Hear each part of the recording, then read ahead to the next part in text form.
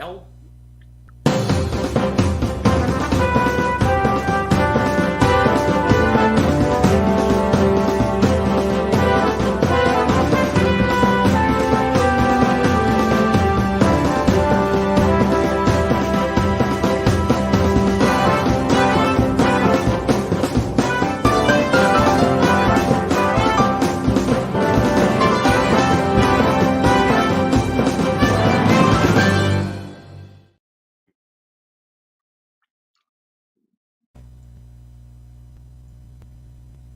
Well, hello. Welcome to Spindle City Straight Talk. I'm Chip, And I'm CJ.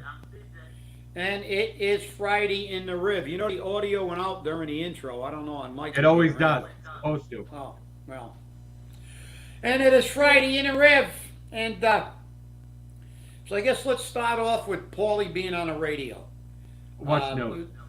He was on the radio this morning. He said that they're going to put, there's $19 million left in ARPA money, and that he's going to put $15 million in the Lewiston Street garage to turn it into a recycle thing because they have some of the permits, and it can help reduce our trash bill. Well, we don't get a trash bill. The city gets a trash bill. Maybe it was a Freudian slip that he's going to implement trash bills, and we'll get a lower trash bill. Or, I'll give you a little suggestion, Paul. I thought about that when I heard it. Number one, you must have been out of the loop. You don't know we don't get a trash bill. You guys get a trash bill. But let me tell you something. Instead of taking that $15 million and sticking it in a Lewis Street garage, give the $15 million in opera money to the taxpayers. Break it up proportionally to reduce people's tax bills. And you know where to get that $15 million? From the now, and CJ just, I thought there were 261 private businesses being picked up, and now there are over 300 private businesses who by city ordinance are not supposed to have their trash picked up, and we're paying the trash fee for them. Why don't you send them a bill, Paul? You're violating the law that you say you always follow. We get to pay. We're going to get a break. So are they. You've been doing this since you got into office, knowingly picking up trash we're not supposed to, and it's getting bigger. Are we really getting money and we don't know about it? You getting campaign contributions for it? I don't know, because we never find out anything from you. Now we have over 300 businesses with their trash being picked up. But you're gonna make their life easy. They don't get to pay anything on that trash, right? They don't have to hire a contractor. Why don't you go back 6 years, find out how much it would have cost them for a private contractor, and send them a bill? You just doubled my taxes. Why don't they get to pay? Are they friends of yours? We got more than 300 businesses in Fall River. How about the businesses that are paying? Anybody from the Chamber of Commerce listening? Why don't you get all the rest of the businesses to file a lawsuit against the city? Because they forced all the rest of the businesses in the city to get a private contractor, while these people are getting it picked up for nothing. And guess who's paying? The taxpayer. The taxpayer. I tell you, every time I hear him, he's totally clueless. It's like, help us with our trash bill. We don't get a trash bill, Paul. We got all kinds of other bills, but we don't get a trash bill. You guys get the trash bill. And you get trash bills from people who you're not supposed to get trash bills from. So with that, CJ, I'll turn it over for you for a little comment. Well, the interesting thing about all of this is that this has been brought up during Paul's administration many times, because, I already know what he's going to say. This has been going on for previous administrations. Yes, it has. And with all of those administrations, it has been brought up. And since Michelle Dion's been in office, she's brought it up at least once a year. She sent a resolution to this mayor to stop collecting business trash. And this mayor ignored it. He did nothing with it. How can you expect people to be treated fairly if you're not going to treat everyone alike? It makes for an interesting period of time that you look at this, that this has been going on for years. And as you said, Chip, if we go back 6 years and look at how much we paid, because I remember when the purple bags came out and then the trash fees came out, I hired a private contractor to pick up my trash. Okay, that was $60 a month, which was a reasonable price, I thought. Now it's like $90 or $100 a month, and that's for two bins.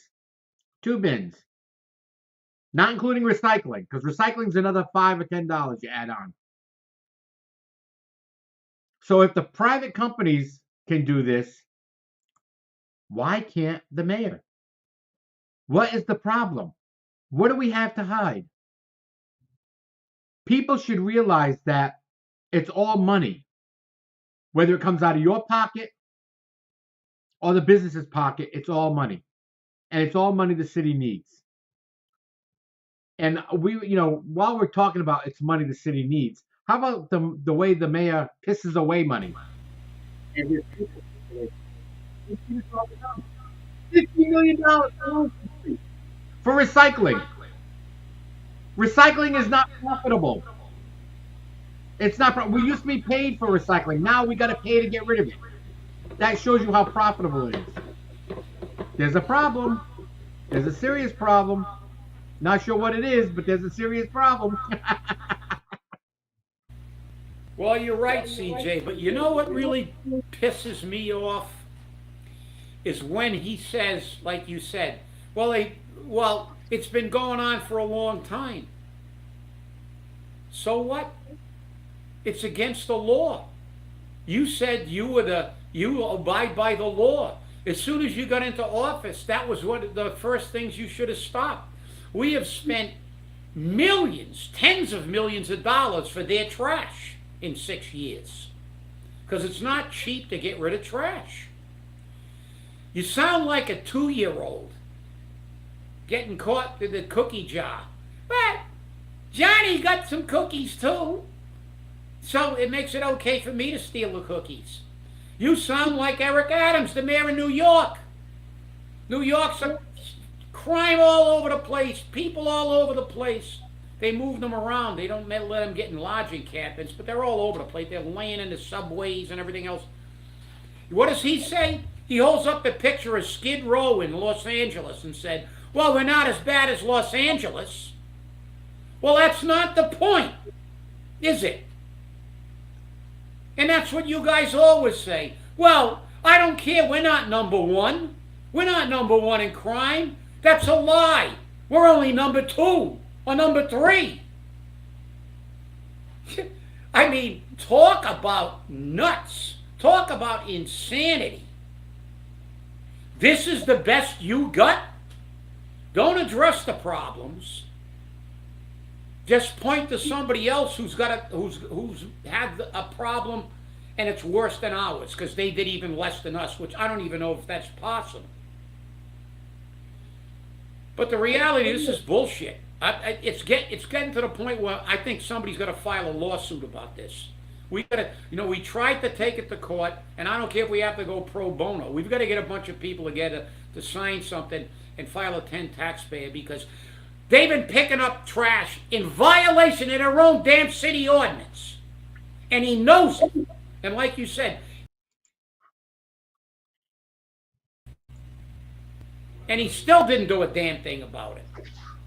So with that, I can see you queuing up the retirees meeting. So yeah, I queued it up because I wasn't sure if we were going to have time to do it or not. No, that's about it. Listen, we're beating a dead horse here. Paul Coogan does nothing about controlling spending in his city if it goes to people he cares about. And he's afraid those businesses will be pissed off at him if they have to pay their fair share. He doesn't care about how much we got to pay. when they double our tax rates, but he cares about them because they might give him a campaign contribution. So with that, CJ, you want to run it, run it. Well, before I run that, we received a tip, for the lack of a better expression, from a viewer about an expense that's coming up in the school department again. Now, professional development is always important. Okay, whether you're a teacher, a nurse, doctor, whatever it may be, professional development is important. And Chip, you have to go away for professional development once a year as well. You've got to get your CEUs, and I've got to get my CEUs, and we all have to do that. But this person felt it was important because I guess 2 people or 3 people are going to be going to New Orleans for the NASP 2024 annual convention of school psychology professional development. The dates, now get this, the dates are February 14th, 2024 through February 17th, 2024. Now, I'm not sure if that's during Mardi Gras or not, but if it is, it's going to be a great time for these participants. So we see for what happens there. Here's the cost, though, and they're flying. Cost per student for the conference, $867. For the hotel, $2,331. And remember, that's for 2 nights, 3 days. Flights, $900 a piece. Total, $4,098 per student to go to this. Now, $2,331 for a hotel gives me an idea that it must be Mardi Gras time because the hotel rates go up during Mardi Gras. So it's interesting to see where it goes. But again, professional development is important. Now, this comes out of the school department budget, so it supposedly doesn't affect the city side of budget, but it does affect the city taxpayer because somebody's got to pay it, and the city taxpayer is the one who pays it. And this is where it comes. So I really appreciate the viewer for sending this in. And this viewer is concerned because my tax bill just got doubled. I wonder who else's tax bill just got doubled. That would be me. That would be me. But listen, CJ, you're right. But look, you know and I know we have to get that. It is a necessity. But sometimes when you're in dire straits, like this city apparently is, and they haven't really admitted it yet, there are alternatives. You know as well as I do that this is a national convention because it's in New Orleans. This is a state. This is not a state. But normally those CEUs and or whatever you want to call them, it's CEUs or whatever, continuing education. So it's like we all need them, but sometimes they're available like at a state conference, which is a lot cheaper. Like, I normally try to get mine, half, we'll get, if I get as many as I can at the state conference, you know what I mean? And then if there's something at a national conference that is really, because the national conference covers some really big issues and there's something good, and I haven't gone to all of them. I passed on some, but we understand it's a necessity. But when the budget is tight, you try to look for some other a little less expensive options. But we remember that remember the trip that a school committeeman took to the Azores once and got busted for that. Remember? Yeah, I remember that one. This is something that is not new in the city. So when our mayor tells you that he's trying to save you a couple of dollars, remember he's been picking up illegal trash for 6 years, and he's doing things like this without even saying, do we have an alternative that might, he says he's looking for nickels and dimes, but he's not looking for nickels and dimes for the money he spends on things he wants. He's looking for big dollars from us in our taxes and fees. So it's all giant hypocrisy. So with that, I'll close that one. Well, as you said, and like I said, I got my CEUs for this year because my license had to be renewed in January. My license has been renewed. I got my CEUs, and it cost me $35. I'm sure that these psychology people can find their CEUs for a lot less than $5,000 or $4,000 and change. And do you remember the drug czar in the expensive hotels he stayed at and how much those expensive hotels cost the city of Fall River? Are we going through that again? Are we visiting that again? $2,000 for a hotel room for 2 nights? More wasteful spending. There's always less expensive options. Yes, I agree. I agree, Ms. Dex. There's always less expensive options. So, well, this is our final part of the retirement board meeting. So we will bring it to you today, and we will talk about it a little more afterwards. You ready to go?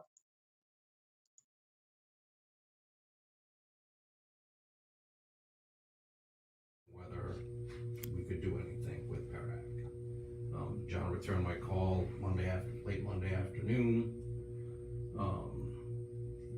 He basically said, and now this is John Borac's opinion, it's not Parac's opinion, but this is coming directly from John Borac, that it was too late to change FY25 because it was already certified by Parac and sent out. That was John Borac's statement. As far as FY26, like I said, he was at home, so he asked me the numbers. I gave him the numbers for FY26 under the two schedules, and because FY26 under alternative 2 is higher than the amount under alternative 1 in FY25 by greater than 4%, FY26 could be changed, but we would need obviously a vote to do so. And if we did that for FY26, he could even change the numbers for the board for the assumptions, I'm sorry, not the numbers, the assumptions for FY26.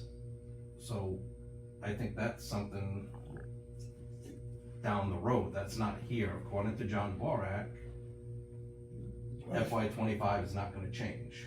So Now that's not John Parac's board, That's his. that's his. But there's also potential it could, which is my understanding. So I didn't get that from John Borac for FY25, but certainly for FY. My understanding is there's potential that is it probable that I don't know, but there is potential that it could.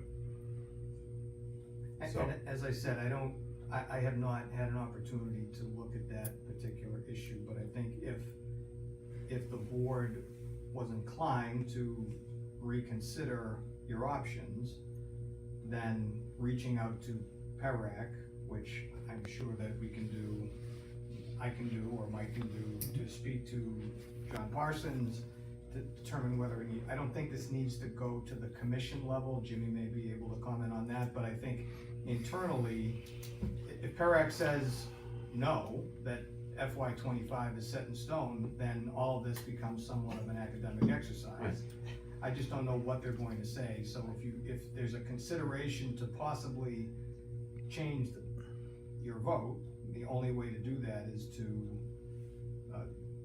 vote for the reconsideration and then allow time to discuss that with Parac so that you can determine whether or not you can change it or not. And then if so, you can schedule another meeting. You still have Zoom options, or you can do something fairly quickly if you wish to make another vote. And but that's assuming that the vote goes the opposite way, and it's when, and if it does, I mean, look, I've been doing this a long time. I go with, you win, you lose, you fight with what you believe in. If it goes the other way, I'm all in favor of calling Parac and seeing because I feel that whatever decision this board makes as a majority is the thing that the board has to support, whether they win or lose. If they win it, then call Parac and see if we can get it changed. I think we should be able to do it. It's our board. I mean, but that's just my opinion. Jimmy. Mr. Chairman, just so we're clear, and again, I have some the reason this is 6.1 and 7 point whatever is because the city did not make their payments. So what I'm going to someone who's to think that, and I know sometimes Mr. Kamara can be right, he's factual. He's never wrong with his facts. He might not like the delivery, but his facts are always there. You're asking me to go ahead right now and put the system on notice of saying the city's telling you now they can't make this payment. If we went to 6 now, we know 25 is it. We can't change it. So, as far as you're concerned. I didn't say the city couldn't make this payment. No. I'm saying that the city is looking for additional room and cash flow because there are several things that the city is responsible for. One of which is Diamond, and as of right now, there's no debt exclusion. It was voted to put it into the budget. Correct. So if you. So there is an alternative to that too. Maybe the city council and the mayor could go and say, we want to have a debt exclusion for Diamond. I'm not saying, so what I'm saying though is that I'm looking at all available options so that the city is in the best financial position that it can be in. And So what concessions have you gotten so far?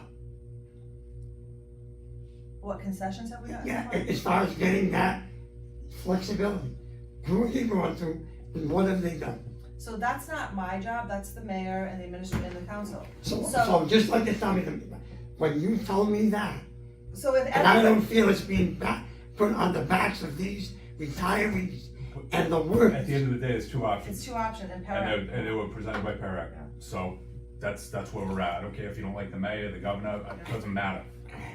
This is factual according to them. Yeah, but That's that is a fact, that you're talking about, you're gonna look for concessions, but the first place you can come is a place where you have the lowest kind of income, and I haven't heard of we're any not cutting, nobody's asking to cut no. income, nobody's asking to cut retirees' income. So that's No, ridiculous it's to not, bring it's it not, up.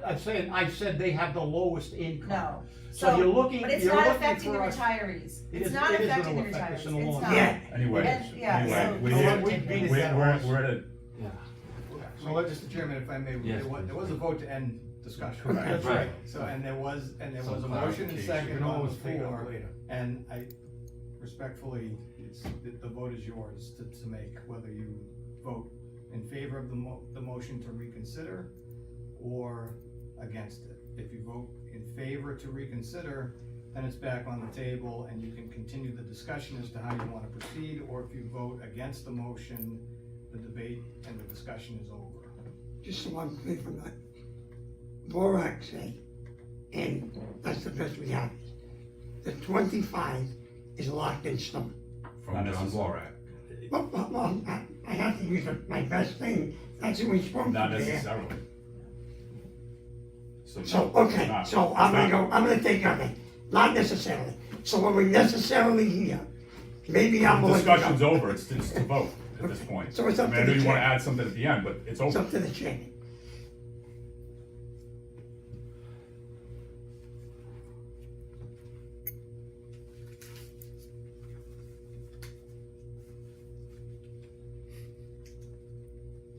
And both make very valid points.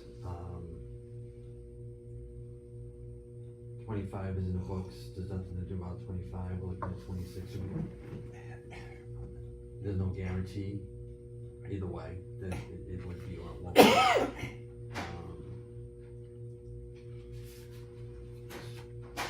We guarantee every get even a dime. Right, so my thing is, so if we voted to accept option 1 or option 2, and now we go back and so there's no funding schedule approved or voted by the board, does it negate that completely? We have to, So right now you have, based on your prior vote, voted to adopt a particular funding schedule. Correct. One of the two options available. right, The question that is now on the floor, waiting for a final vote, is whether you wish as a board to reconsider that prior vote. If you vote yes, okay, then that that would then be communicated to PERAC that the board has voted to reconsider its vote and has not taken a second vote, assuming that's what happens today, as to which schedule to adopt. And we'd also want to ask PERAC if there is, if they would allow the board to choose the other. You've only been presented with two options. Correct. Whether you could choose that second option, or perhaps, I don't know if there was any discussion at the last meeting in terms of whether there was a third or a fourth option.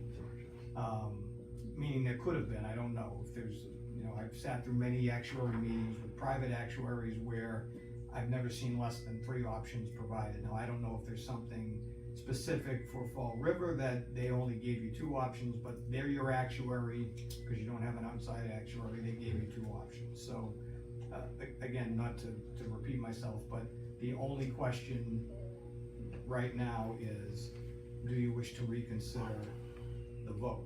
And if you do, then I think we need to communicate that to PERAC. And again, PERAC may come back and agree with what John Borak said.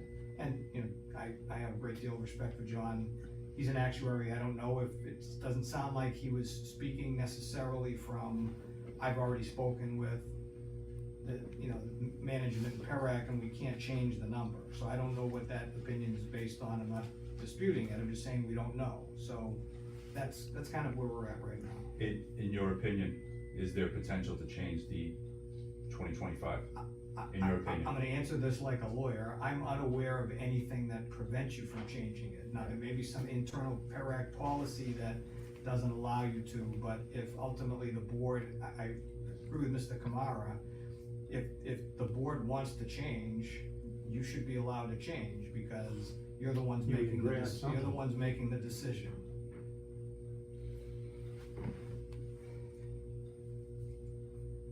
So this would just be, either way, we have to go back to find, so if the vote goes to reconsider the both funding schedules, we have to go back to PERAC anyways, and so we would have to take a vote after PERAC, discussion with PERAC. Yes, I think certainly, I particularly given the well-stated and diametrically opposed positions that I'm hearing today, I think then if the vote carries, I would recommend the next motion be to table it so that we can speak with PERAC, whether that's myself or Mike or the chair, to find out if you have the option of making a change at this point. Because if you don't, then it doesn't matter. Then you're stuck with the schedule that you selected the last time. But if the chair maintains his original vote and doesn't, now it's done. It's exactly right. That's right. So no pressure.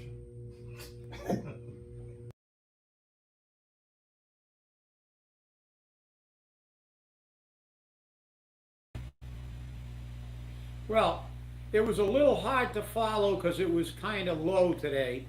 But I think what we were going to point out is this is what happened. They wanted to see if PERAC, if the vote prevailed, could give them the lower interest rate. But I think what's really, if you pay attention to what happened in this video, you'll see a tale of 2 cities.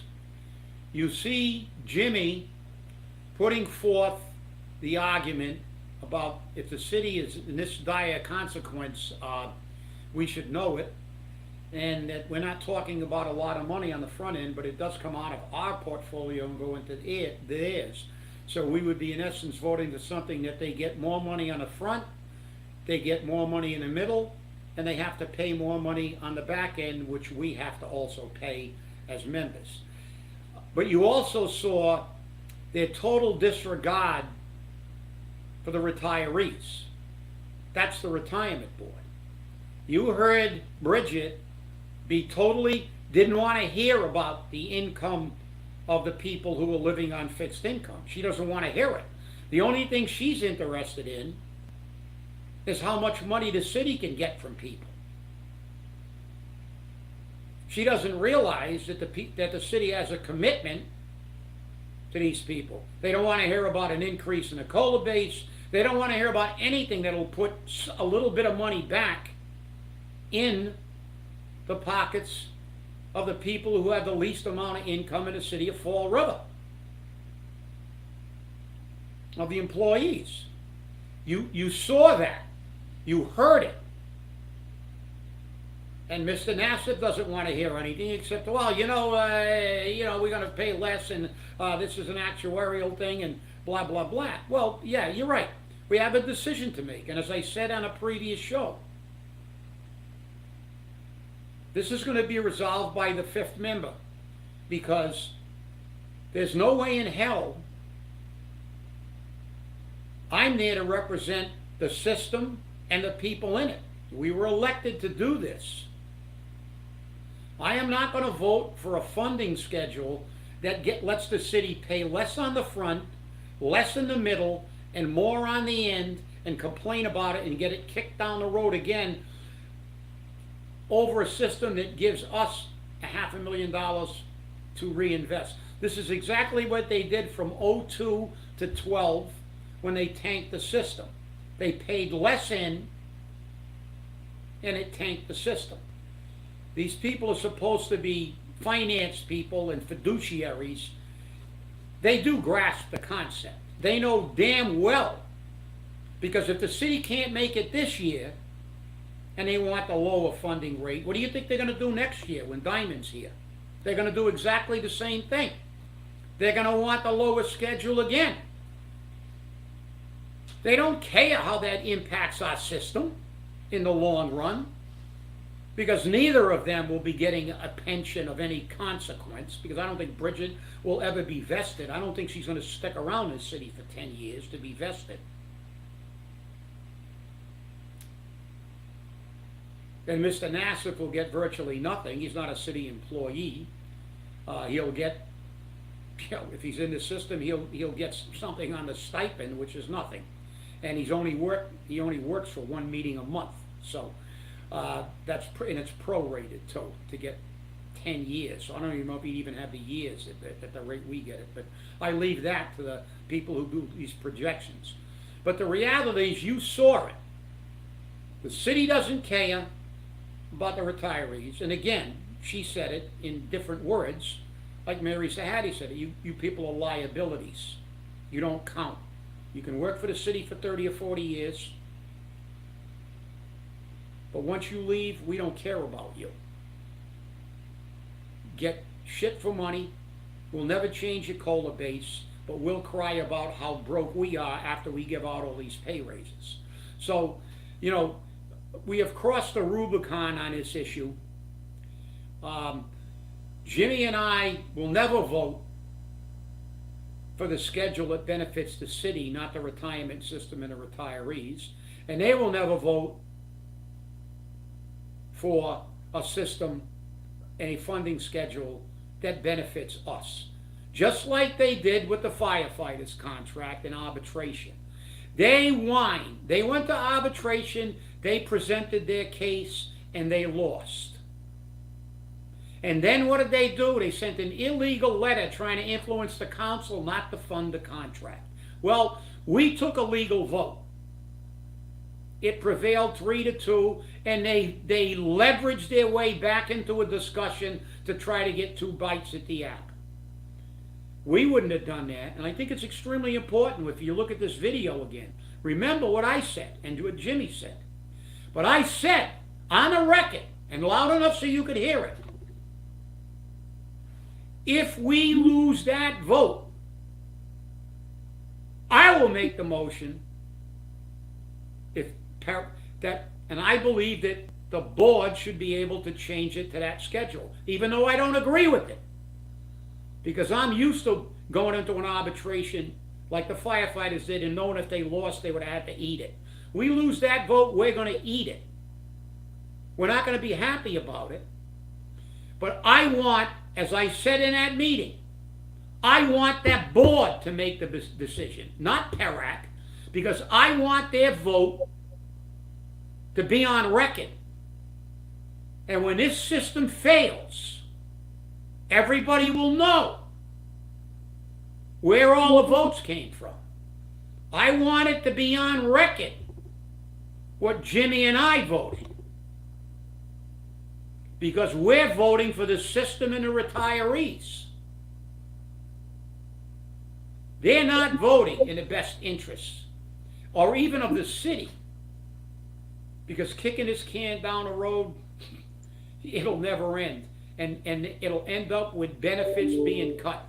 This is why you'll never see them. They didn't accept the arbitration. They tried to undo it till the very last day. They lost the vote, but they couldn't take it. They had to try to resurrect it again. They just couldn't deal with the fact. Like with the Armory, like everything else, they got to get their way. They're like little children. They want to stamp their feet.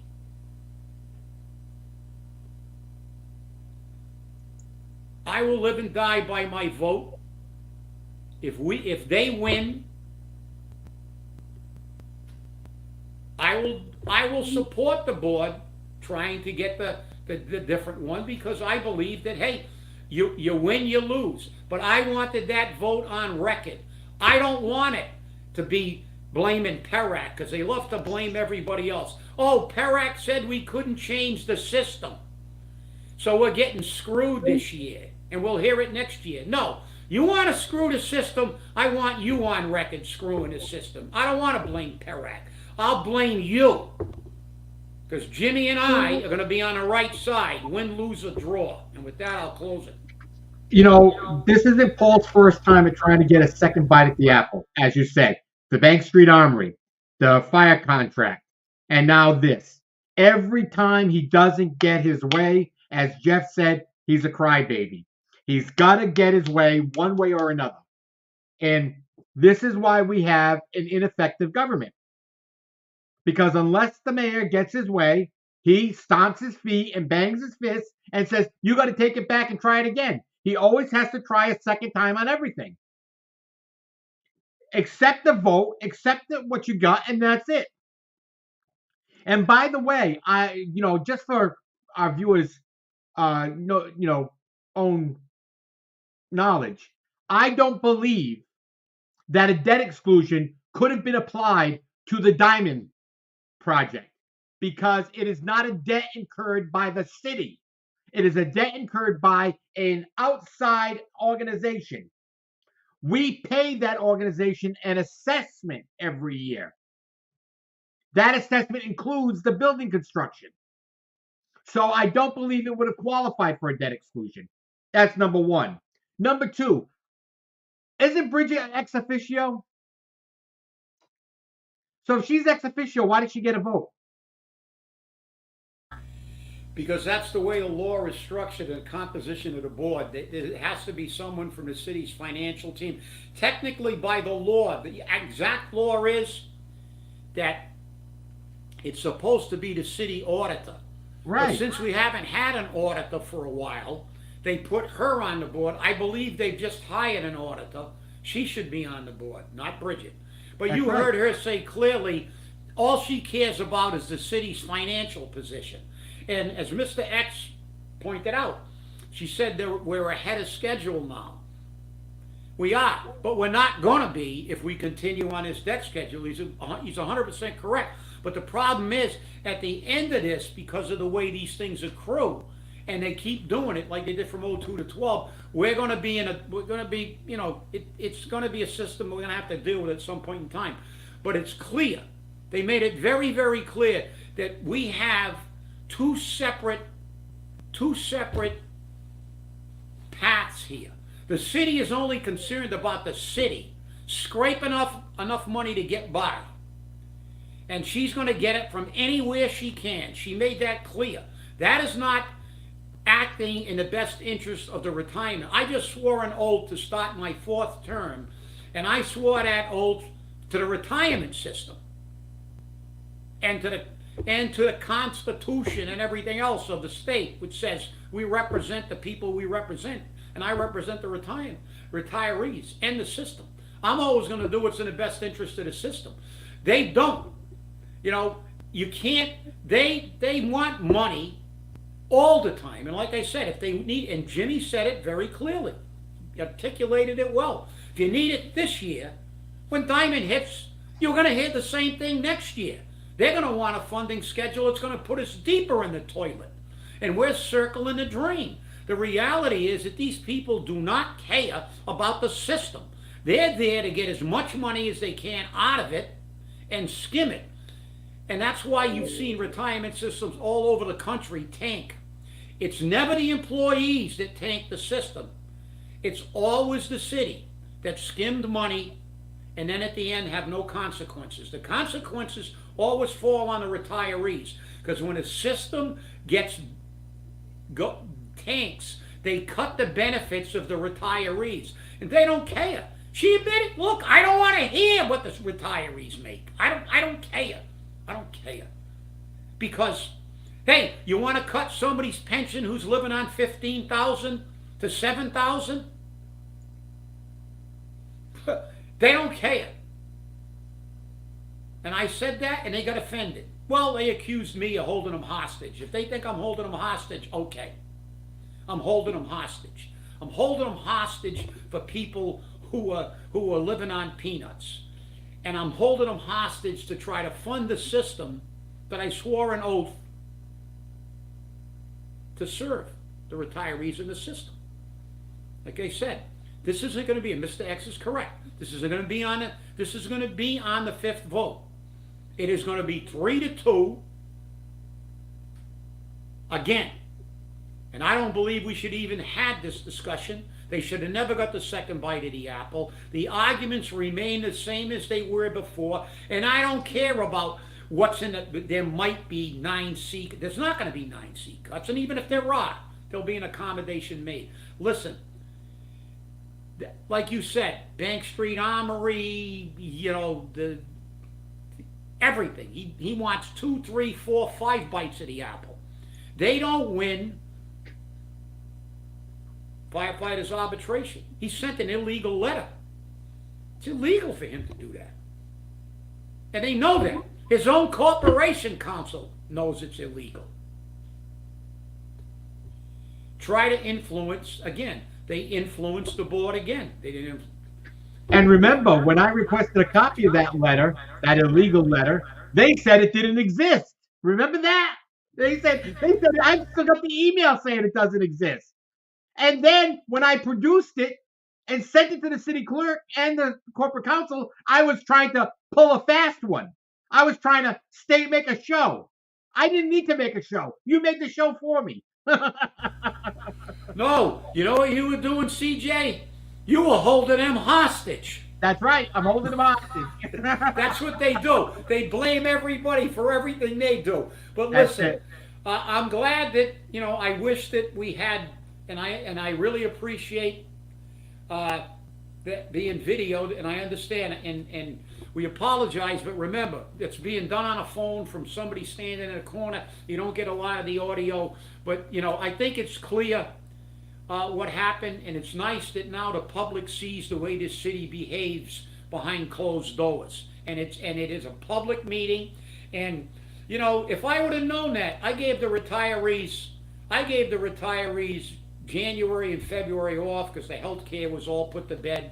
We had everything kind of buttoned up, and they said, well, nothing big's really going to happen. We had made that 3-2 vote, and I made myself look like I assumed that was going to be the end of it, because we voted like men and women, a legal vote. We pleaded our case, and they lost 3-2.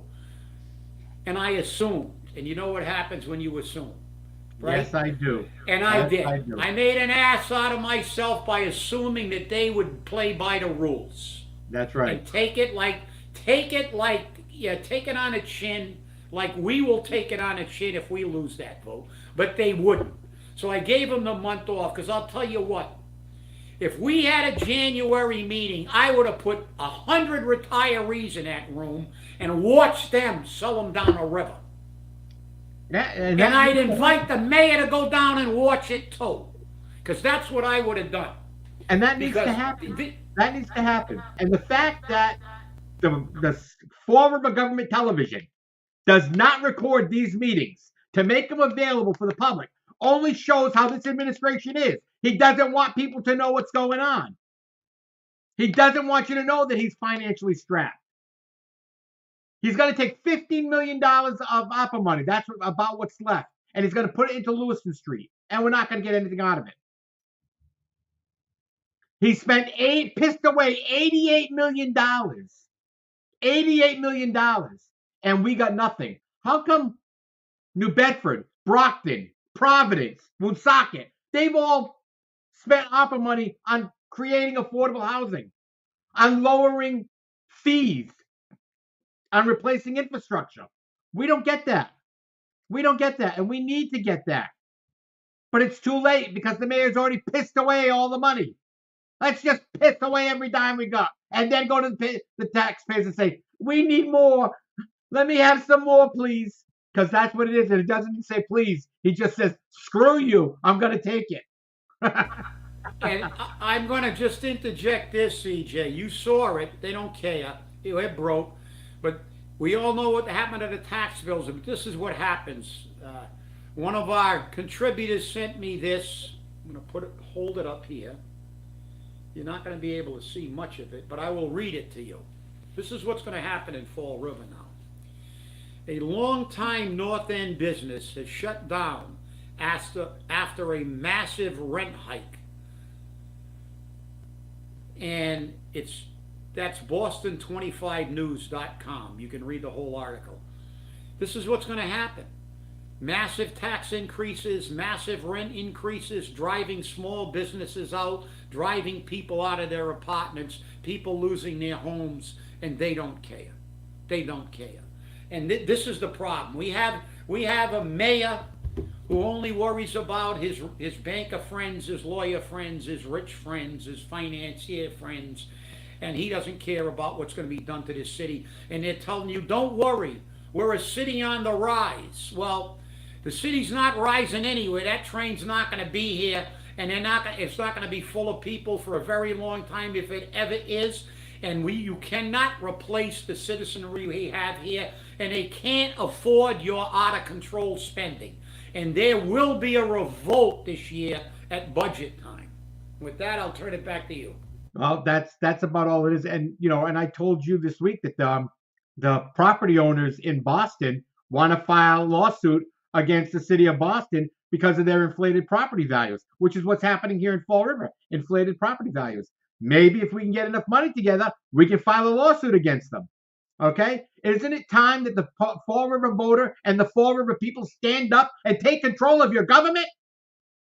You bitch, piss, and moan all the time, but you don't do anything to make a change. Simple thing to make a change. Vote them out of office. Vote them out of office, but you don't. You don't. You keep the same people in, and then you bitch, piss, and moan that nothing's changed. It's because of you. And this is why we need to change this city the hard way, okay? And you need to be a part of that change. I want to thank you all for watching, and remember, stay safe, stay angry, and hold your politicians accountable. Take care this weekend. We don't know if we're going to get snow or rain or both, but it'll be something. It'll be something to look at. Thanks for watching. See you on Monday.